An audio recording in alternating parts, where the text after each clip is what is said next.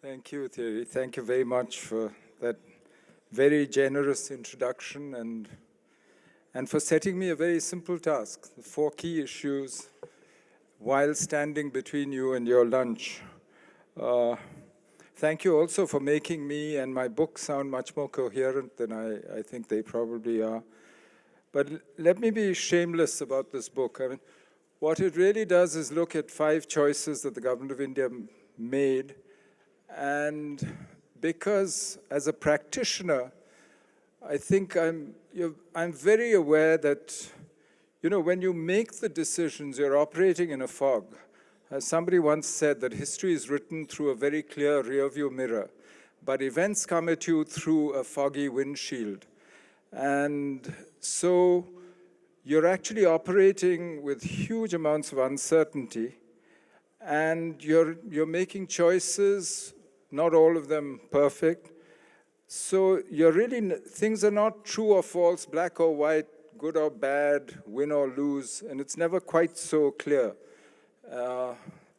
And that's really why the word choices rather than options, because options somehow suggest that we have knowledge, scientifically we can choose what.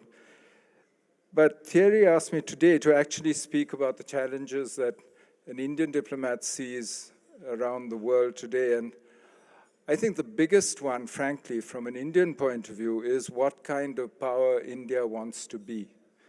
This is not an easy decision. This is a big decision. Because if you look at India today, we have changed so rapidly and we've been transformed in a sense. We have 35 years of 6.5% plus growth. You've seen a society which is rapidly urbanizing, where over 50% of our population is below the age of 25. They're aspirational. They've seen what growth can do. If you ask an average Indian, are you better off today than you were yesterday? He'll say yes. But if you ask him, do you think you'll be better off tomorrow? He'll say yes again. So he expects much more. And he expects this to happen in an economy which has to, if it gives these people jobs, create 11 million jobs every year, at least, and upskill and cope with a very complex world. And it's achieved a great deal. I mean, from, over 70% of India was poor when it became independent. The average lifespan was about 26 years. Today, it's well less than 26% of the population is poor by our definitions. Lifespans are now above 70. In fact, they expect the next census to show around 73, 74. And India has, over this period, acquired agency in the international system and has accumulated, in a sense, some power as well. So what kind of power does that make India? If you look at India today, and when in the book at least, the examples I choose, it suggests that India has been strategically bold but tactically cautious and very realistic in its engagements, in its choice of engagements abroad. And that is because of the nature of India. Our primary purpose is still domestic and will remain so for a long time, as long as we have poor people, as long as we have to concentrate on developing our own economy and society. So as long as that's our goal, not glory, not external status, it's really the purpose of India's behavior as a power will be to create an enabling environment for India's transformation, rather than to try and play a much bigger role on the outside stage. But of course, India's part of the world. When India started reform in 91, something like 14% of our economy was the external sector. By 2013, it was something like 49.3%. It's gone down a bit since. Nowhere near Chinese levels, but still a huge investment in the rest of the world, and a dependence which actually leads India to be much more involved in the world than she was before.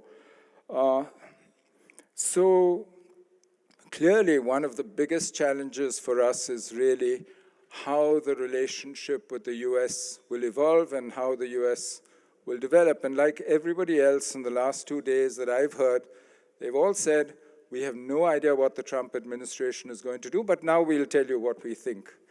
And so let me do the same. Let me tell you what I think.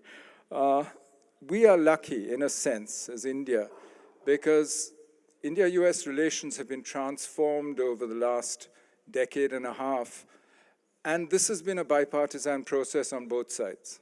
In India as well, with the opposition of the day and the ruling parties, and in the US, both Democrats and Republicans across. There were even some Indians for Trump in India who were cheering for him. And the bilateral relationship today is better than it's ever been in history, ever before. So that really is not something that I think should be regarded as a challenge, really. It's more a question of continuing the momentum in that relationship. But the uncertainty about how the US will behave in the Asia-Pacific, in the region around India, and what it will do to the global economy and to global issues like climate change and the effects that has on energy, on other policy, that is something that if we are watching the end of the Obama pivot to the Asia-Pacific, then we are talking about a very different geopolitical atmosphere in which we are going to have to operate. Which brings me really to the second great challenge, which is coping with the shifting balance of power in the Asia-Pacific. I say this advisedly because it's more than just the rise of China, which everyone uses as a shorthand for that shift, because it's several powers rising. It's not just China, it's also Korea, it's Indonesia, and the whole balance of power is shifting. Now, if the Obama pivot to the Asia-Pacific is now, we're watching the end of that, it's coming at the end of a pretty worrying process. In the last 20 years, the Asia-Pacific has actually undergone an arms race, the like of which has never been seen in history. If you look at the sheer accumulation of weapons in this region, it's remarkable. You've seen the return of traditional geopolitics in the South China Sea and other territorial maritime disputes, East China Sea, other places as well. And the phenomenal economic success of the Asia-Pacific countries have actually given them the means today to start behaving like classical powers did. There is great power contention in the Asia-Pacific. And that is something that ultimately will have to be managed not just by the US, by China, but by all the powers in the region. And that's, for me, therefore, the third biggest challenge that I can think of. Will we be able together to actually create some kind of Asia-Pacific security structures which can cope with these challenges? Today, frankly, we don't have the institutions. We have several institutions, but none of them actually can deal with the security issues. And whenever you have a problem, North Korea's nuclear weapons, for instance, you create an ad hoc mechanism, six-party talks. Now, this is not a very satisfactory solution. And certainly, at least from the bottom up, you need to start thinking of crisis management measures before the crisis hits you to put in place. I don't think Asia-Pacific can have a European Helsinki moment. There won't be a big bang because Helsinki was based on an acceptance of the status quo, existing boundaries, everybody stay where you are.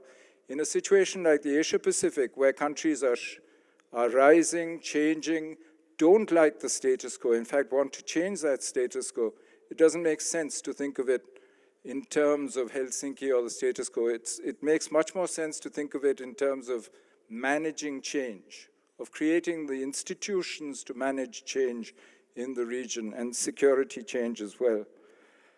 The last big challenge, since you are hungry and you deserve lunch, is, to my mind, the real threat of deglobalization. And this is not just a sentiment.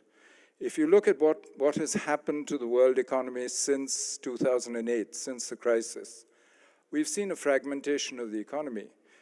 For all its virtues, TPP, RCEP, free trade area of the Asia-Pacific, all represented actually a fragmentation of the open international trading and investment system that we had got used to after the end of the Cold War, at least from 90 until about 2008, until the crisis.